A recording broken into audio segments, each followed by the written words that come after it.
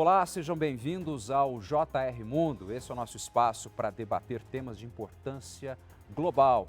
Às vésperas de completar um ano, a guerra na Ucrânia desafia especialistas sobre o futuro das relações globais. O livro A Linha Vermelha, a guerra na Ucrânia e as relações internacionais no século XXI trata dos motivos que levaram a esse conflito e também sobre o que pode vir por aí.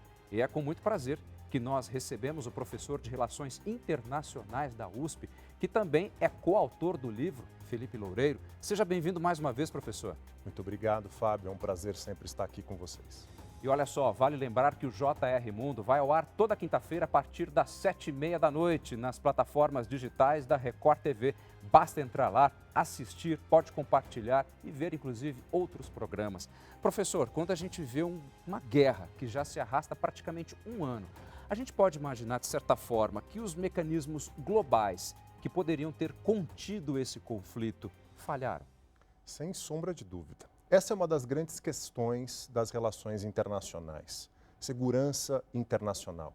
Como que a gente garante a paz num mundo que não tem um governo global, né? Ao longo da história, houve várias tentativas, talvez a mais importante, os mecanismos de segurança coletiva entre nações, ou seja, uma nação sendo atacada, todas indo em apoio àquela nação que foi atacada.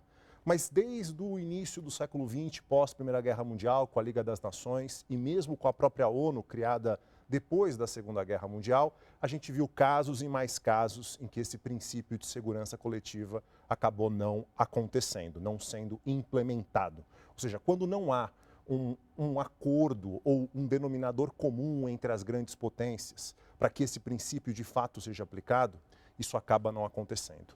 Neste caso específico da guerra da Ucrânia é ainda mais grave porque a gente está falando de quase que um caso de manual, né, de desrespeito ao direito internacional, que foi o que a Rússia fez. Caso de manual, uma guerra de conquista, um Estado invadindo outro Estado que era soberano, desrespeitando a integridade territorial dele. E mais grave, a Rússia, que é uma potência nuclear e é um membro do Conselho de Segurança da ONU, um membro permanente do Conselho de Segurança da ONU.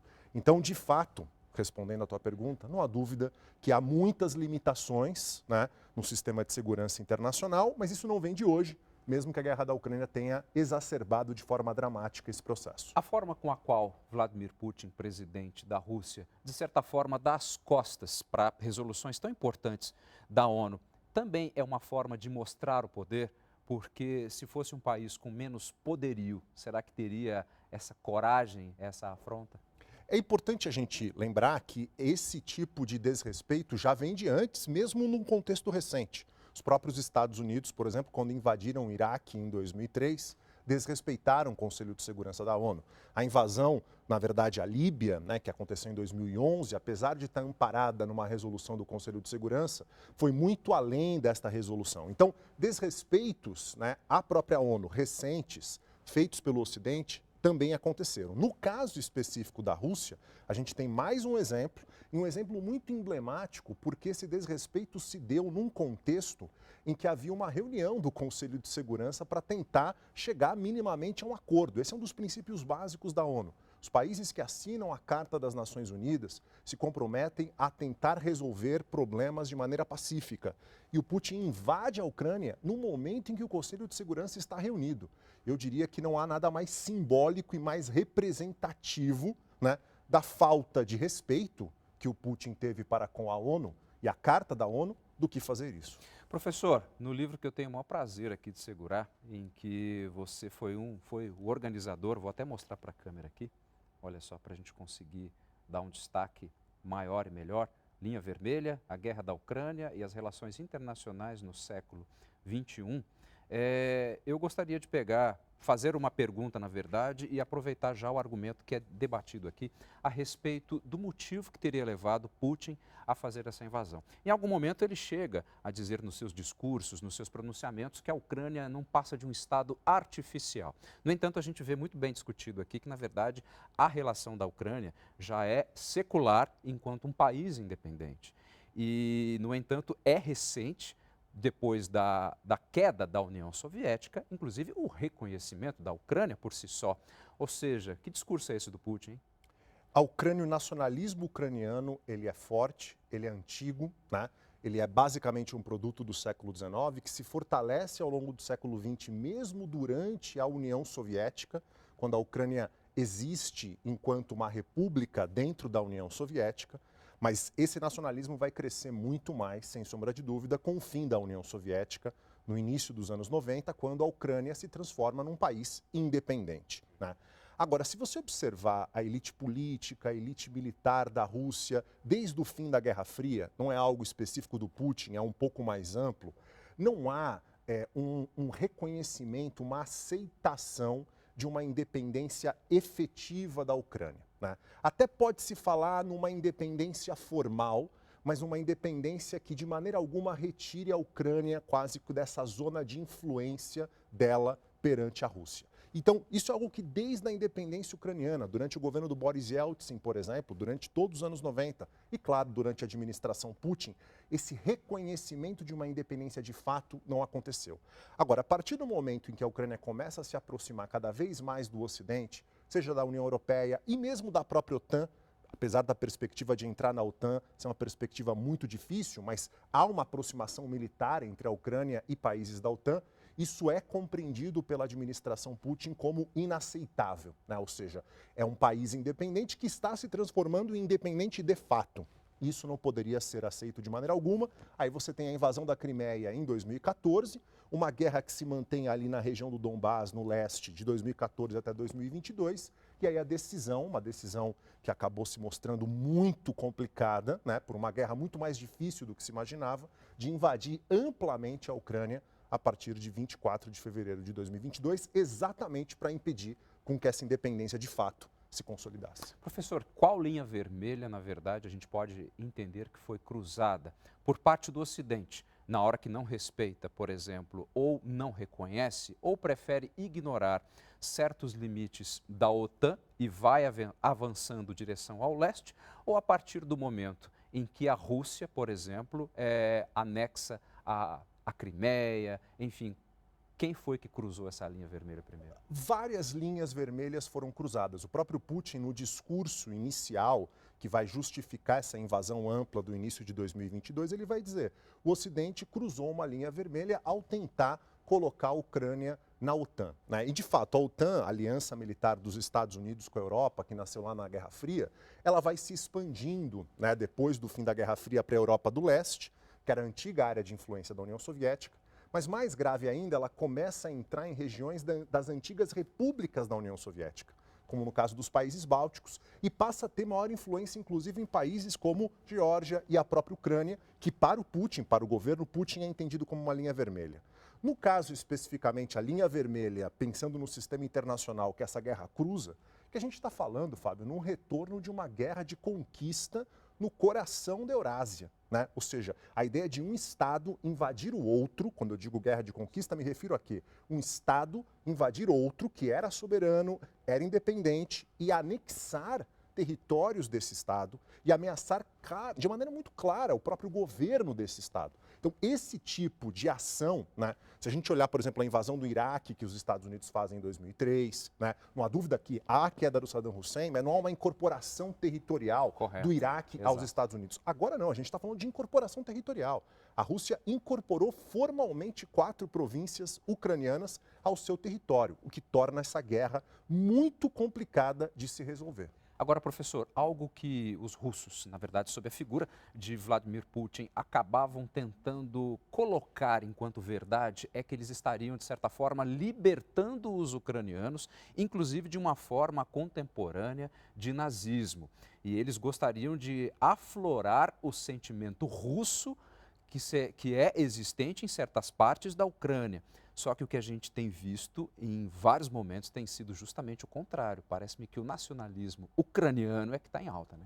Isso desde 2014, quando a Rússia invade a península da Crimeia, a gente tem um pico de popularidade do Putin na Rússia, o que mostra exatamente o que eu comentava com você, essa percepção da Ucrânia fazendo parte da Rússia, uma percepção muito mais generalizada na sociedade russa e não apenas focada na figura do Putin. Mas, em contrapartida, a invasão da Crimeia em 2014 amplia um sentimento anti-Rússia dentro da Ucrânia e isso mesmo em territórios mais ao leste do país, que são os territórios russófonos, de fala russa.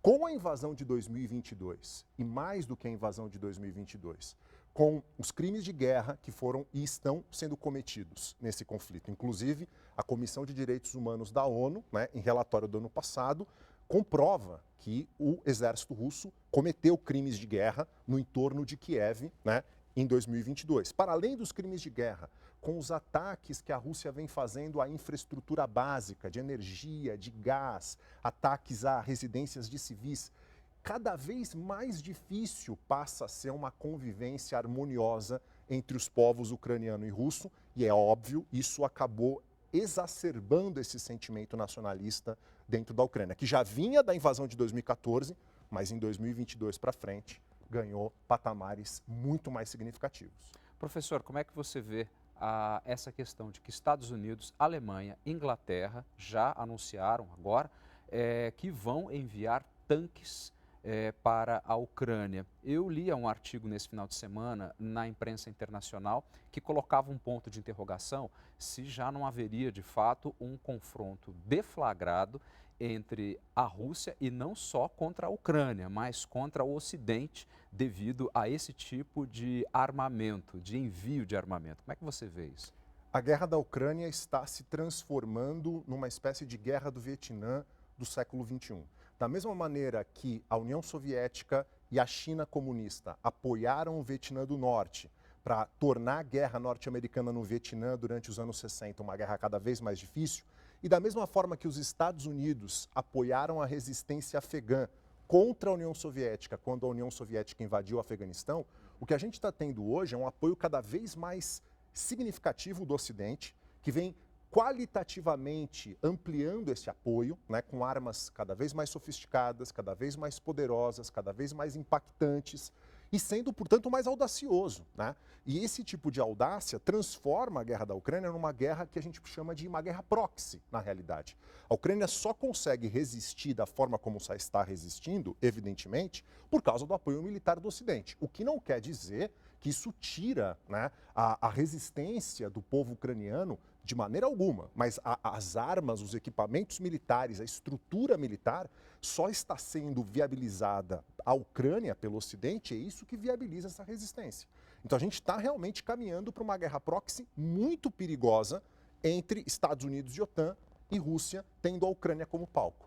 Antes de encerrar esse bloco, então, eu já gostaria de aproveitar essa linha de raciocínio para te perguntar exatamente isso. Os equipamentos que estão sendo enviados à Ucrânia, claro, necessariamente que eles não chegam em quantidade, mas eles vêm, pelo que eu já me informei, com um quesito modernidade extremamente importante. E a outra questão, se o exército russo, por outro lado, já não é um exército cansado. Haja vista que Vladimir Putin, pelo que me consta, dentre os mercenários constam inclusive presidiários. O que a gente vem assistindo na ajuda militar do Ocidente, como eu disse, é uma espécie de escada qualitativa.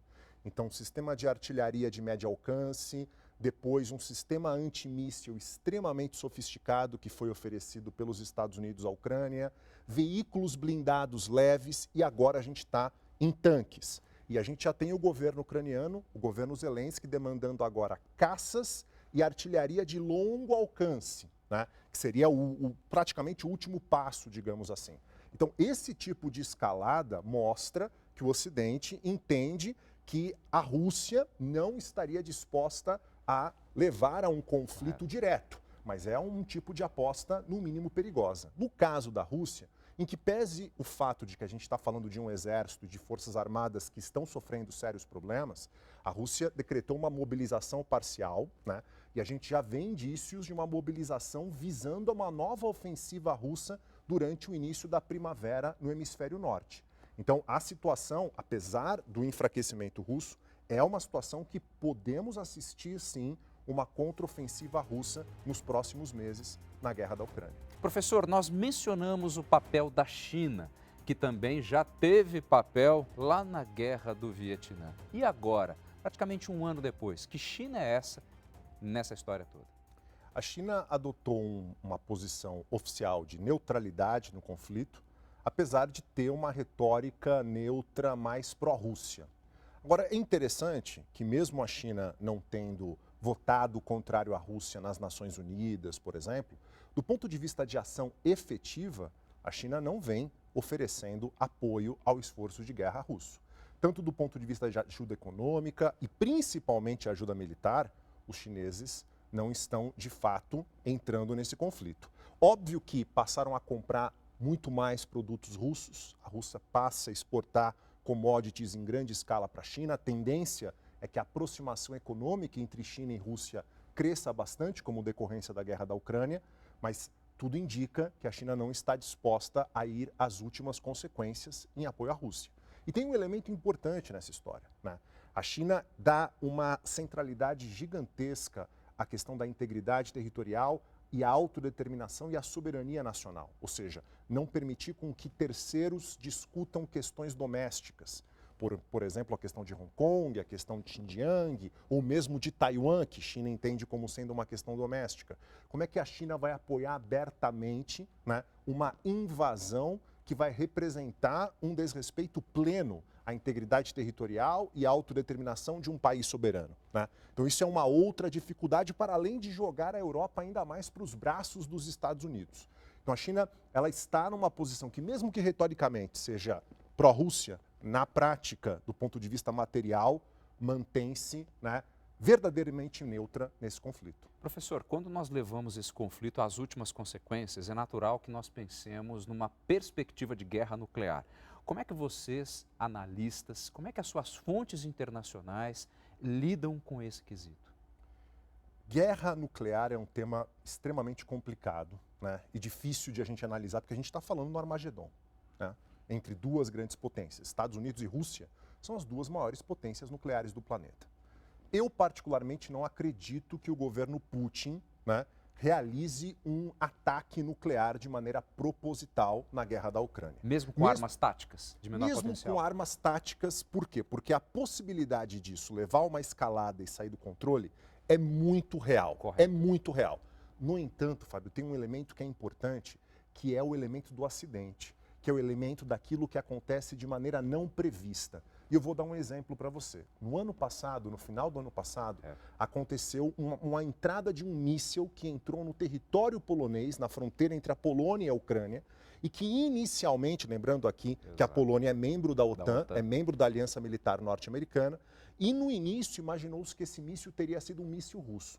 Se de fato tivesse ocorrido um ataque russo contra a Polônia, isso poderia levar a OTAN para a guerra. Uma entrada da OTAN diretamente na guerra contra a Rússia, aí as portas se abrem para uma guerra convencional poder se transformar, sim, num conflito nuclear. É óbvio que isso é uma possibilidade remota, mas a gente não pode deixar de descartar o fato de que acidentes acontecem, a guerra está acontecendo na fronteira de vários países da OTAN e a possibilidade de transbordamento, infelizmente, é real. Ainda mais, como a gente dizia no bloco anterior, em razão desse apoio militar cada vez mais significativo que países da OTAN estão dando à Ucrânia. Então, a possibilidade de transbordamento é real e a gente não pode descartá-la. Quando nós conversamos há alguns meses, e já faz alguns meses mesmo, e essa guerra não termina, até que era possível de nós vislumbrarmos, de certa forma, um fim para essa guerra. E já estamos fazendo um ano. Como é que vocês revêem esses temas? É possível pensar num fim? Estamos no começo de 2023. Vamos olhar os termos colocados por ambos os lados para o que seria um cessar-fogo, não vou nem dizer uma paz, mas um cessar-fogo que poderia se transformar numa paz aceitável. A Rússia, como eu dizia anteriormente, anexou de maneira formal 4 províncias ucranianas ao seu território. As 2 províncias do Donbass, mais a província de Kherson e de Zaporídia, tá? Isso significa que esses territórios agora são parte da Rússia, são entendidos como parte da Rússia. Muito difícil imaginar a Rússia aceitando um cessar-fogo, quiçá uma paz que envolvesse a devolução desses territórios para a Ucrânia. Do lado ucraniano, o presidente Zelensky recentemente, alguns meses atrás, lançou uma proposta de paz com 10 pontos. Um dos pontos da proposta é exatamente esse, a integridade territorial ucraniana é inegociável. E fica ambíguo, inclusive, na proposta dele, se por integridade territorial ele entende também a Península da Crimeia, porque aí torna a coisa mais complicada ainda. Então, só pegando na questão do status territorial pós-guerra, a gente tem um desacordo, né? Uma divergência muito difícil de ser resolvida. Enquanto ambos os lados tiverem capacidade militar, coisas que eles têm hoje, no caso do Ocidente apoiando a Ucrânia e a Rússia se mobilizando cada vez mais para uma guerra de longo prazo, e tendo perspectivas tão divergentes, não há nenhuma chance de a gente pensar numa paz nos próximos meses. Também há alguns meses eu entrevistei aqui nesse mesmo espaço a professora também da USP, Maristela Basso, e nós conversávamos a respeito de uma perspectiva, por que não, de líderes internacionais de expressão que pudessem ter uma capacidade de persuasão, de mobilização, para que apontasse um fim do conflito. Pelo que eu entendi, isso não aconteceu e também, se tiver agora, parece que nem tanta força tem mais. Não aconteceu. É fundamental, né, a gente criar espaços de diálogo, de negociação. Esses espaços foram o que permitiram, Fábio, no ano passado, a gente não ter uma crise alimentar gravíssima no mundo, né? Ou seja, lembrando que Rússia e Ucrânia produzem uma quantidade muito significativa de trigo, de milho, de cereais, de óleos vegetais, que são chave para a garantia da segurança alimentar de vários países do sul global. E por muitos meses a Ucrânia não conseguia exportar, né, os seus grãos por causa do conflito. A Turquia, com a ONU, com a Organização das Nações Unidas, conseguiu construir um acordo entre Rússia e Ucrânia para permitir a exportação de grãos ucranianos ali do Mar Negro. Esse tipo de iniciativa, né, é fundamental para a gente pensar como, de uma maneira mesmo que inicial, colocar os dois lados na mesa para buscar um processo negocial. Agora, o problema é que ambos os lados estão muito intransigentes com relação às suas demandas, têm capacidade militar para continuar no conflito, e aí nesse aspecto fica muito difícil imaginar, mesmo lideranças carismáticas, extremamente interessadas e focadas nisso, que sejam capazes de colocar uma negociação real em curso. Você citou no bloco anterior da perspectiva de um novo Vietnã, ou seja, uma guerra que se arrastou por anos, também como consequência da Guerra Fria. Nós já estamos vivendo um novo Vietnã? Eu não diria que a gente está vivendo um novo Vietnã. A Guerra do Vietnã foi muito longa. Exato. Mas do ponto de vista do que já temos de destruição material, de destruição humana e o engajamento do Ocidente em termos de apoio militar à Ucrânia, a gente está falando de algo bastante significativo. Tem uma diferença importante que eu queria destacar com relação ao Vietnã. Os Estados Unidos foram com soldados no Vietnã, junto com os soldados do Vietnã do Sul, né? Então houve um engajamento em homens dos Estados Unidos. Isso não aconteceu, não há um engajamento de soldados norte-americanos, não há um engajamento de soldados da OTAN. Os soldados ucranianos são aqueles que estão de fato lutando, mas essa luta só é viável e factível por causa desse apoio militar do Ocidente. Então, esse apoio militar do Ocidente é que está colocando a guerra da Ucrânia como uma guerra cada vez mais proxy entre a OTAN e a Rússia. Se a gente falar numa entrada cada vez mais significativa, como parece que está acontecendo, as proximidades tendem a aparecer também de maneira mais clara. Professor, para a gente encerrar, como é que vocês veem, então, as relações internacionais do século XXI a partir dessa premissa, dessa guerra por um espaço que ocorre hoje entre Rússia e Ucrânia? Não existe essa bipolarização ideológica tão rígida e que mobilizou tantos corações e mentes como houve na Guerra Fria Clássica, mas a gente está falando de um sistema internacional em que grandes potências passam a se enxergar como a sua principal ameaça. Ou seja, a Rússia enxergando Estados Unidos como a sua principal ameaça, Estados Unidos enxergando Rússia e China como a sua principal ameaça. Por que isso é muito grave? Isso é muito grave porque a gente está falando de potências com uma capacidade militar enorme, com um poder econômico, principalmente no caso dos Estados Unidos e China, gigantesco, e também potências nucleares, né? Então, a partir do momento em que você enxerga uma outra grande potência como a sua principal ameaça existencial e começa a construir suas políticas externas, principalmente no campo de segurança, voltado para conter essa ameaça, a possibilidade de tensões e conflitos bilaterais acabarem evoluindo para algo mais grave é muito real, e esse é o mundo das relações internacionais que a gente tem que estar preparado para viver no século XXI. Tá ok, professor Felipe Loureiro, muitíssimo obrigado pelas suas informações mais uma vez. Muito obrigado, Fábio, sempre um prazer. E o JR Mundo vai ficando por aqui. Lembrando que você pode assistir a esse e a outros programas nas plataformas digitais da Record TV. Muitíssimo obrigado pela sua companhia e até o próximo programa.